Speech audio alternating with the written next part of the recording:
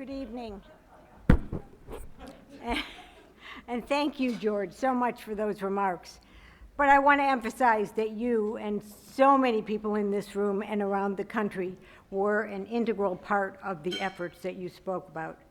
I'm so honored to receive this award, and I want to congratulate Jason Flom for his remarkable fight for justice. I've been devoted to the Southern Center for many years. I served on the board beginning in the mid-1990s when we were a small ragtag group of friends and admirers of Steve Bright. We set about making the board the incredibly professional group it is today, including creating term limits for board members. In the process, I unfortunately term limited myself off the board a couple of years ago. But my support and admiration for the Southern Center are undiminished. About a week ago, I attended an ABA meeting in Alabama where we viewed the museums and memorials describing our country's struggles with civil rights, beginning, of course, with enslavement and continuing to lynchings, Jim Crow, segregation, and today's mass incarceration. We all know about this history, but to see where it happened and still happens was unbearable. One of those museums described the crime bills of the early 1990s that George spoke about and that contributed to today's system of criminal injustice, unforgiving sentences, 3 strikes laws, children being tried as adults, more death penalties, and of course, the evisceration of habeas corpus. As a lawyer for the House Judiciary Committee, I worked on many of the bills that created these injustices. And at the time, someone suggested that I learn more by talking to Steve Bright. My response was, I'm ashamed to say, who's Steve Bright? But I did talk to Steve, and I was overwhelmed by what he told me and what we needed to fight against. I worked hard to stop those bills from becoming law, along with members of Congress whose integrity and commitment to the democratic system we probably won't see again. And I want to acknowledge Dorothy Kastenmeier, the widow of Bob Kastenmeier, is here tonight.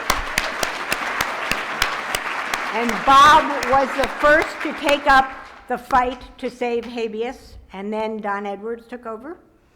And I also worked with many dedicated staffers, lobbyists, and others, many of whom, including Ron and Geraldine DuPont, are here tonight.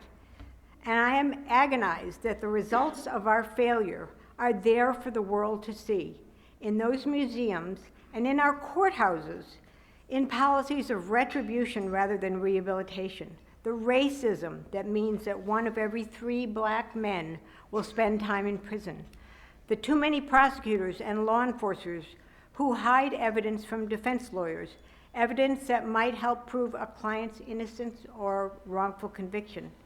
And the injustices continue today. The unlawful killings of black people, fines and fees, bail abuses, prison conditions. I could go on.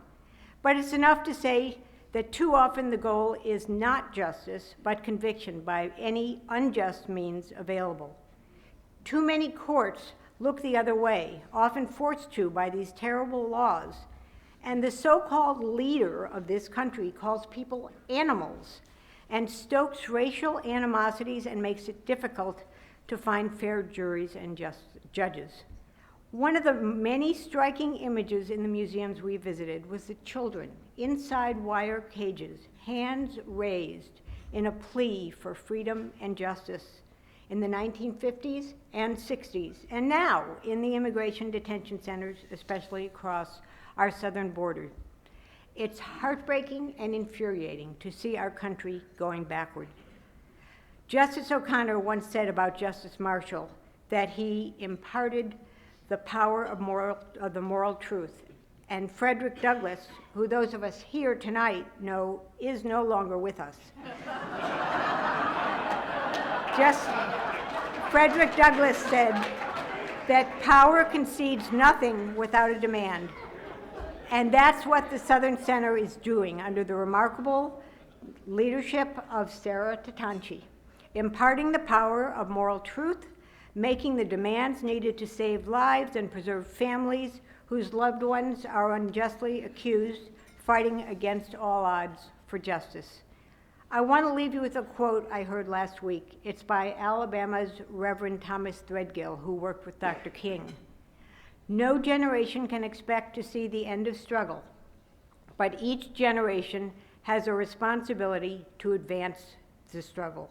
The Southern Center is leading the way in advancing that struggle, and I am so grateful for your work and for this honor, and I share it with my friends and my colleagues from Congress and the Constitution Project. Thank you so much, and vote! Vote!